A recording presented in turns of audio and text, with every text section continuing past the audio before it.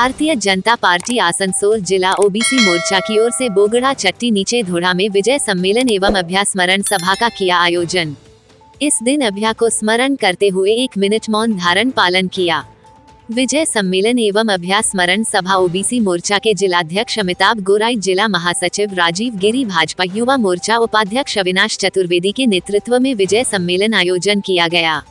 इस मौके पर पूर्व मेयर सह भाजपा नेता जितेंद्र तिवारी, ओबीसी मोर्चा के जिलाध्यक्ष अमिताभ गोराई, जिला महासचिव राजीव गिरी, जिला सचिव नारायण राम, जिला उपाध्यक्ष श्रीदीप चटर्जी, युवा नेता अरिजीत राय, पूर्व जिलाध्यक्ष दिलीप दे, ओबीसी मोर्चा के प्रदेश कमेटी सदस्य लालजी चौधरी, मंडल अध्यक्ष ब्रिजमोहन पासवान आदि उपस्थित थे। इस मौके पर भाजपा कार्यकर्ताओं को संबोधित करते हुए पूर्व मेयर सह भाजपा नेता जितेंद्र तिवारी ने कहा, निर्भया से तिलोत्तमा तार বিচারে দাবিতে আজকে আমরা সম্মিলিত হয়েছি। আমার মনে পড়ে আজ থেকে প্রায় 4-5 বছর আগে এই অঞ্চলে ডান দিকে খুব ঝোপ জঙ্গল ছিল, সেখানে একবার আসার সুযোগ হয়েছিল। तखनो इस इलाके की छोटी बच्ची के साथ इसी तरह की घटना घटी थी। एक छोटी बच्ची थी, नाम नहीं बोलना चाहिए, उसके साथ इसी तरह की घटना घटी थी। और उस समय लोगों ने मुझे कहा था कि यहाँ पर लाइट वगैरह कुछ नहीं है, अंधेरे में कुछ भी हो जाता है। तो मैंने उसी समय ये लाइट सैंक्शन किया था, उसके बाद ये लाइट लगा था। आज दुख होता है कि 5 साल पहले जो घटना हम लोगों ने देखी थी, एक बच्ची पर पाशविक अत्याचार की घटना, वो केवल उस बच्ची तक ही सीमित नहीं है। आज भी कहीं अभया हो, कहीं निर्भया हो, कहीं तिलोत्तमा हो, विभिन्न नामों से ये घटनाएं घट रही है। परिवार के रूप में हम लोग काम कर रहे थे, वामफ्रंट को हटाना था और एक बेहतर सरकार बंगाल को देना था। लेकिन हम लोगों ने धीरे धीरे देखा कि सत्ता में बने रहने के लिए, सत्ता में काबिल रहने के लिए धीरे धीरे दीदी बदलती गई। बंगाल के जनता की सुरक्षा उनकी प्रायोरिटी नहीं रही।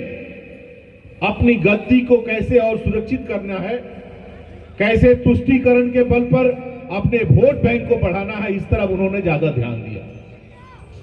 और बार बार समझाने के बाद भी जब वो अपने इस रास्ते से पीछे नहीं हटी, तो भारतीय जनता पार्टी ने उनसे अलग होकर अपना यहां पर संगठन बनाने का काम प्रारंभ किया।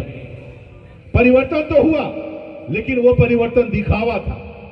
वो परिवर्तन बंगाल की माताओं बहनों की सुरक्षा की गारंटी नहीं दे पाया।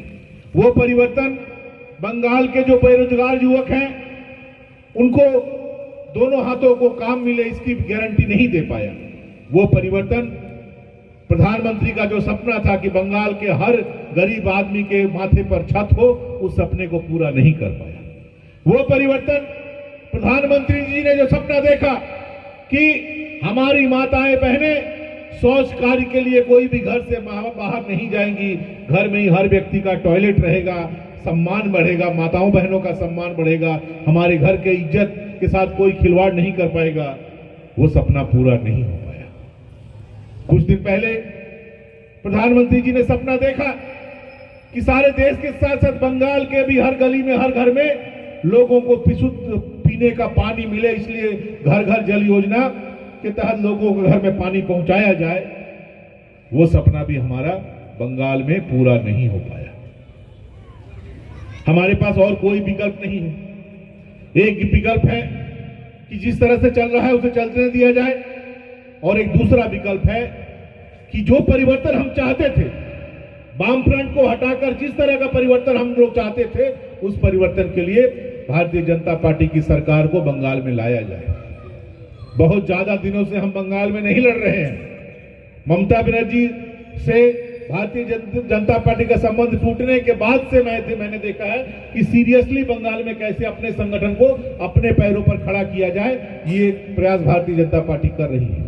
और बहुत कम समय में हम लोगों ने पूरे बंगाल में आज उस स्थान पर हम लोग पहुंच गए हैं कि बंगाल की जनता आज ये विश्वास करने लगी है कि असली परिवर्तन का जो सपना हम लोगों ने देखा था, वो परिवर्तन प्रधानमंत्री नरेंद्र मोदी जी के नेतृत्व में, भारतीय जनता पार्टी के नेतृत्व में बंगाल में आ सकता है। और वही काम हम लोग कर रहे हैं। 1000 रुपया 1200 रुपया का लालच दिखाकर 1000 रुपए 1200 रुपए में बंगाल की माताओं बहनों का इज्जत को खरीदने का जो प्रयास यहां की ममता बनर्जी की सरकार कर रही है, उसके खिलाफ आज माताएं बहनें ही रास्ते में उतर गई। उन्हें यह पता चल गया है कि ये 500 रुपया 1000 रुपया 1200 रुपया का केवल दिखावा है, असल में ये तो मुंह बंद कराने के लिए घूस है। मेडिकल कॉलेज में पढ़ रही थी, जूनियर डॉक्टर थी, 48 घंटा तक लोगों की सेवा करने के बाद क्या अपराध था उसका कि थोड़ा रेस्ट करेगी, थोड़ा आराम करेगी। और दरिंदों ने और किसी ने नहीं, एक ऐसे व्यक्ति ने, अभी तक जो पता चला है और पता नहीं और कितने लोग होंगे, लेकिन जिस व्यक्ति का नाम का पता चला है, जिसने ये पाशविक अत्याचार किया, जो बलात्कार किया, खून किया, और वो जो लड़का जिसने, संजय राय, जिसने इस घटना को अंजाम दिया, उसके पीछे कौन है, किसका आशीर्वाद है, किसने उसे पावर दिया, ये सब कुछ जनता के सामने न आए, इसके लिए सारे सबूत को मिटा दिया। दीदी ने क्या कहा कि नहीं, पूजा से काम नहीं चलेगा, उत्सव मानते हैं, उत्सव करते हैं। किया गया हर जगह उत्सव। आसनसोल में भी दुर्गा पूजा का कार्निवाल निकाला गया, लेकिन दीदी को भी यह मालूम है, तृणमूल कांग्रेस के नेताओं को भी मालूम है कि इन तृणमूल कांग्रेस के नेताओं को देखने के लिए कोई जनता नहीं आएगी। इसलिए राज्य सरकार के पैसे से, हमारे पैसे से, आपके पैसे से, हम लोगों के टैक्स के पैसे से ऋतुपर्णा को लाया गया यहाँ पर, और उन्होंने अपना नृत्य परिवेश किया। उसके बाद लोग उनका नाच देखने के लिए वहां गए। कहूंगा तृणमूल कांग्रेस के नेताओं को कि हमारे पैसे से ऋतुपर्णा को लाकर आपने जो नृत्य परिवेशन कराया, 500,000 लोग देखने के लिए गए, लेकिन आसनसोल की 5 लाख महिलाएं, आसनसोल की 10 लाख महिलाएं उस दिन अपने घरों में बैठी थी, उन्होंने आपका बहिष्कार किया। ये महिलाओं की शक्ति है। और ये लड़ाई केवल तृणमूल कांग्रेस के खिलाफ बीजेपी की लड़ाई नहीं है, ये लड़ाई बंगाल में अत्याचारियों के खिलाफ, अत्याचार का विरोध करने वाले लोगों की लड़ाई है। सीपीएम से भी गई गुजरी है। आपने देखा कनाडा में, कनाडा की सरकार ने भारत के सरकार पर कुछ इल्जाम लगाए, और कनाडा के समर्थन में कौन खड़ा है?